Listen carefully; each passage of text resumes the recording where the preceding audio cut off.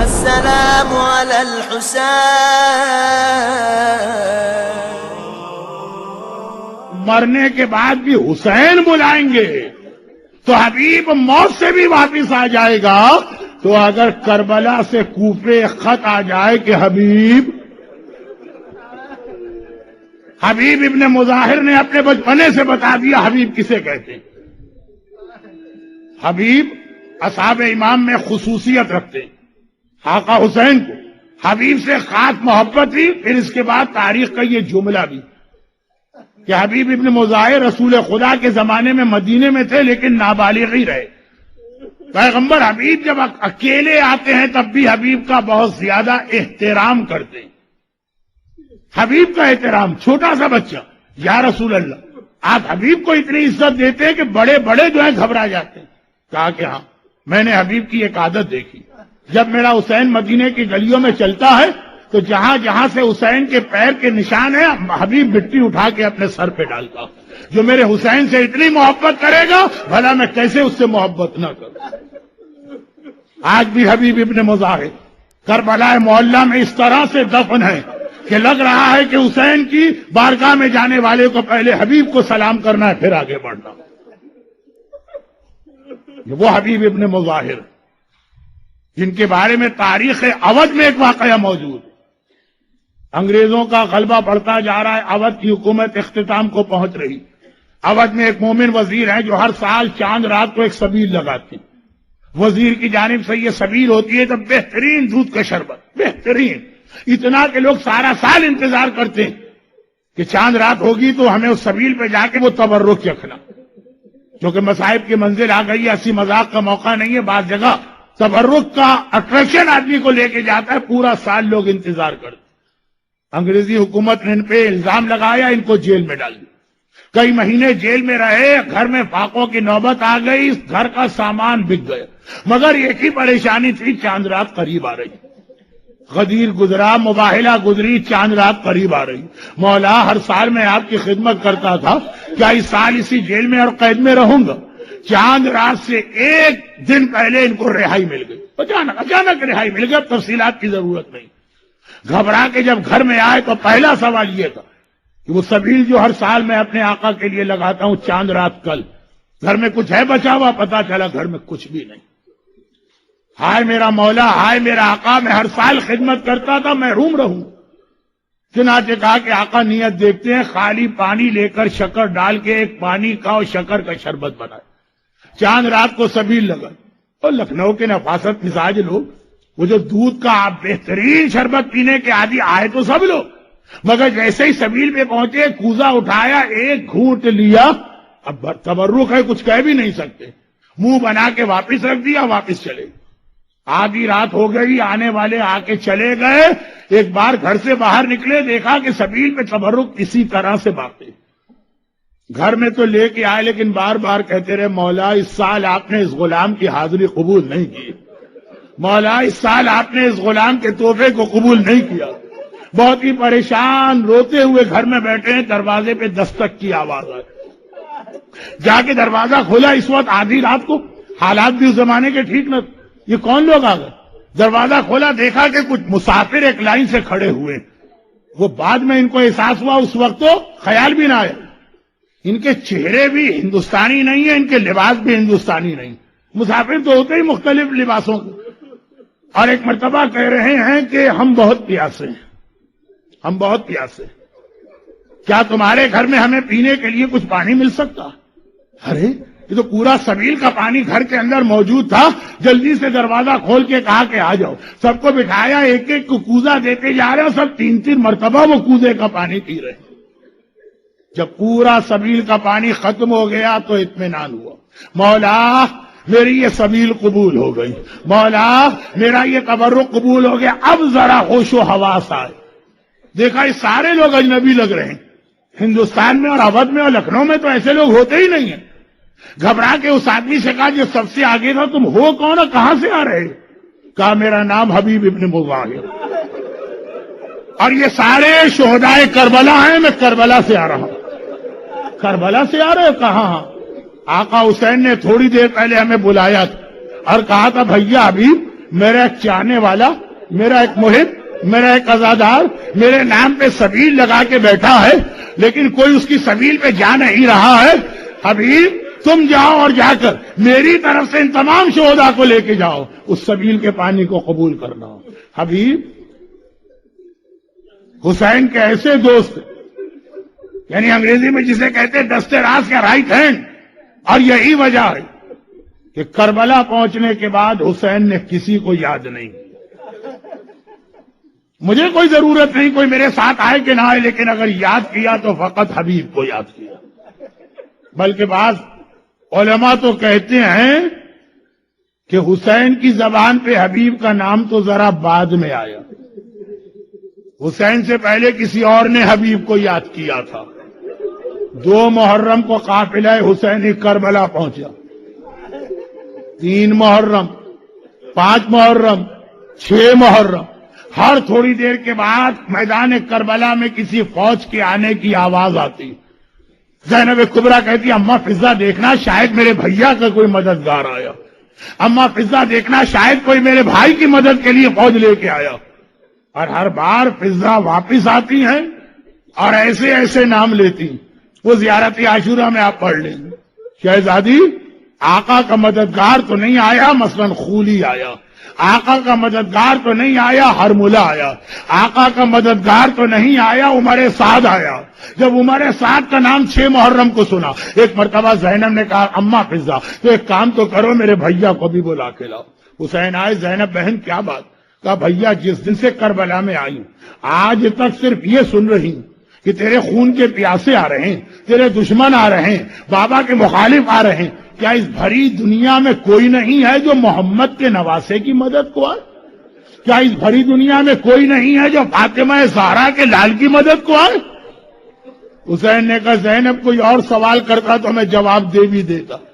ارے تمہیں کیا بتاؤں، تم نے اماں کا زمانہ بھی دیکھا ہے، کسی نے ساتھ دیا؟ تم نے بابا علی مرتضیٰ کا زمانہ بھی دیکھا ہے، کسی نے ساتھ دیا؟ تم نے بھیا حسن کی مظلومیت اور تنہائی بھی دیکھی ہے، کسی نے ساتھ دیا؟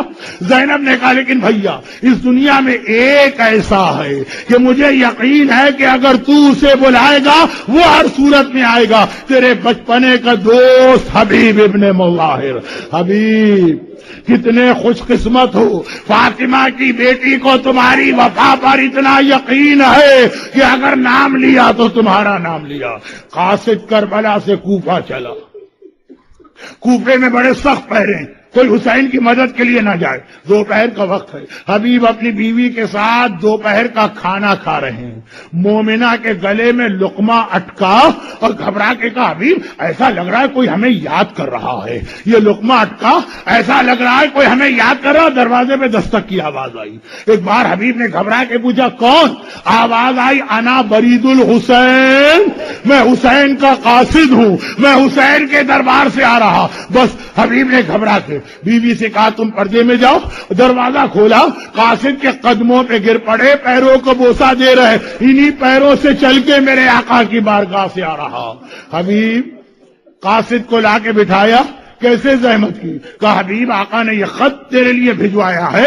حبیب نے خط کھولا، من الحسین الی الرجل الفقی، یہ حسین ابن علی کی طرف سے ہے اس مرد فقی کے لیے جو میرے بچپنے کا دوست حبیب ابن مظاہر۔ حبیب میں کربلا میں آ گیا ہوں اور تجھے بلا رہا ہوں، جو حبیب نے جملہ بچپنے میں کہا تھا وہی آج بھی کہا لبیک یا ابن رسول اللہ۔ آقا آپ نے بہت دیر سے بلایا، غلام حاضر ہے۔ قاصد سے تم جاؤ، آقا سے کہو کہ آپ کا غلام آ رہا۔ لیکن اب بہت پریشان، ہر عورت کو چاہے کتنی ہی مومنہ کیوں نہ ہو اپنا سہاگ بہت عزیز ہوتا۔ میں اپنی بیوی کو کیسے بتاؤں کہ مرنے جا رہا ہوں؟ جیسے ہی قاصد باہر گیا، دروازہ بند ہوا، زوجہ حبیب خود ہی پردہ ہٹا کے آ گئی۔ کہا حبیب کیا بات، میرے آقا کا قاصد کیوں آیا؟ کہا کہ آقا کربلا آ گئے ہیں، مجھے کربلا بلایا۔ مومنہ نے تڑپ کے کہا تو حبیب تمہارا جواب کیا؟ اب حبیب پہلے بیوی کا امتحان لینا چاہتے ہیں، کہا کہ سوچ رہا ہوں جاؤں کہ نہ جاؤں، یہ تاریخ کا جملہ میں پڑھ رہا ہوں۔ ایک بار زوجہ حبیب کو جلال آ گیا، ہاتھوں سے کنگن اور چوڑیاں اتار کے پھینکی، حبیب ان کو تو پہن لے، اپنی تلوار مجھے دے دے، محمد کا نواسا فاطمہ کا بیٹا میرے شوہر کو بلائے اور میرا شوہر کہے کہ میں ابھی سوچ رہا ہوں۔ حبیب نے کہا مجھے اپنا خیال نہیں ہے، میں تو تیری وجہ سے پریشان۔ کہا حبیب میں مٹی کھا کے گزارا کروں گی لیکن اس گھر میں نہیں رہ سکتی جہاں محمد کا نواسا بلائے اور میرا شوہر مدد کے لیے نہ جائے۔ حبیب نے کہا میں تو خالی تیرا خیال کر رہا تھا، میں چلا۔ زوجہ حبیب نے ایک بار حبیب کے دامن کو تھاما، مگر حبیب ایک وعدہ کر کے جا، جب آقا کی بارگاہ میں جائے گا پہلا سلام میرا پیش کرے گا، اس کے بعد اپنا سلام پیش کرنا۔ اور حبیب کوفے سے نکلنا آسان نہیں ہے، چاروں طرف پہرا لگا ہوا، آدھی رات کو نکلے مگر غلام کو پہلے سے بھیج دیا تھا گھوڑا یعنی سواری دے کر، کوفے کے باہر میرا انتظار کرو۔ حبیب کو آنے میں دیر ہوئی، جب پہنچے تو دیکھا غلام گھوڑے کے کان میں یہ کہہ رہا ہے کہ اے میرے آقا کی سواری کے جانور، شاید میرا آقا نہ آئے، اگر نہیں آئے گا میں تجھ پر سوار ہو کے محمد کے نواسے کی مدد کو جاؤں گا۔ حبیب کی آنکھوں میں آنسو آ گئے، مولا تیری مظلومیت پہ میں قربان، آج یہ دن آ گیا کہ غلام تک یہ سوچ رہے کہ محمد کے نواسی اور کائنات کے سردار کی مدد کریں۔ بات مختصر کرتا ہوں، حبیب 7 محرم کو ایک بار کربلا پہنچے، پہلا انسان ہے جو حسین کی مدد کے لیے کربلا آیا۔ بس ایک بار اصحاب امام میں خوشی کے نعرے، عباس نے اپنا علم حبیب کے سر پہ لہرایا، حسین نے حبیب کو گلے سے لگایا، یہ خوشی کے نعرے خیمے میں گئے۔ زینب نے بلایا اماں فضہ، آج پہلی بار میرے بھیا کے لشکر سے یہ آوازیں آ رہی ہیں، ذرا دیکھ کیا بات ہے۔ فضہ نے آ کے کہا شہزادی میرے آقا کے بچپنے کا دوست حبیب ابن مظاہر آ گیا۔ زینب نے سنا، کہا کہ فضہ جا کے حبیب سے کہو کہ میں ان سے کچھ بات کرنا چاہتی ہوں۔ ایک بار حبیب کو یہ پیغام ملا، یقین نہیں آ رہا، ارے میں اتنا خوش قسمت کہ فاطمہ کی بیٹی مجھے بلا رہی ہے۔ حسین حبیب کو لے کے آئے، زینب خیمے کے اندر، حبیب خیمے کے باہر، پردہ پڑا ہے، حسین پردے پہ کھڑے ہیں۔ ایک مرتبہ کہتے ہیں زینب بہن مبارک ہو، میرے بچپنے کا دوست آ گیا، بھائی اتنا سننا ہے۔ زینب نے کہا حبیب پہلے تو فاطمہ کی بیٹی کا سلام قبول کرو، بھائی یہ سننا تھا۔ غش کھا کے گر پڑے، شہزادی یہ کون سا دن آ گیا، ہم جیسے ادنا غلاموں کو اس طرح سلام بھجوایا جا رہا۔ اور پھر حبیب نے کربلا کے میدان میں، بات بہت لمبی ہو گئی میں مختصر کرتا ہوں، 2-3 جملے۔ کربلا کے میدان میں حبیب نے وہ سبقت دکھائی۔ جب ظہر کا وقت آیا، ابو سمامہ سیداوی نے آسمان کو دیکھا، کہا فرزند رسول نماز کا وقت آ گیا ہے، دل چاہتا ہے ایک نماز اور آپ کے پیچھے پڑھ کے جاؤں۔ حسین نے انہیں تو دعا دی، جعلک اللہ من المصلین، اللہ تمہیں نمازیوں میں شامل کرے۔ کہا حبیب ذرا جا کے عمر سعد سے کہو اتنی دیر کے لیے جنگ روک دیں کہ ہم نماز پڑھ لیں۔ حبیب گئے اور ایسا بے حیائی کا جواب سنا۔ عمر سعد نے کہا حبیب حسین سے کہہ دو نماز پڑھنے کا فائدہ کیا، حسین کی نماز قبول نہیں ہوگی۔ بس حبیب کو جلال آ گیا، ارے دشمن دین و خدا تیری نماز قبول ہو اور محمد کے نواسے کی نماز قبول نہ ہو۔ وہیں سے آواز دی آقا اب یہ نماز آپ کے نانا کے پیچھے جنت کے اندر کوثر کے کنارے پڑھوں گا۔ اور حبیب نے وہ جہاد شروع کیا۔ حبیب گھوڑے سے زمین کربلا پہ گرے، ایک مرتبہ کا آقا میرا سلام لیجئے۔